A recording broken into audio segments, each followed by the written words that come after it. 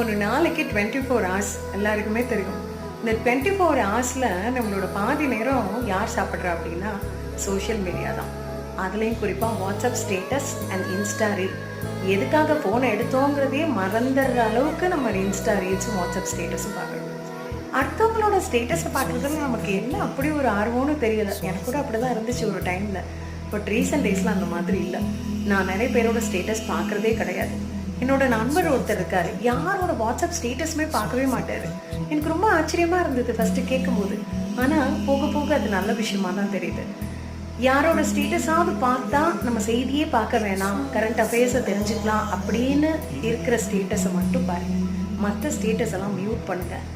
அதே மாதிரி ஃபோனை என்ன ரீசனுக்கு எடுத்தோங்கிறத யோசிச்சுட்டு அந்த வேலையை மட்டும் செய்யுங்க. இன்ஸ்டா ரீல்ஸ்க்கு போயிடாதீங்க.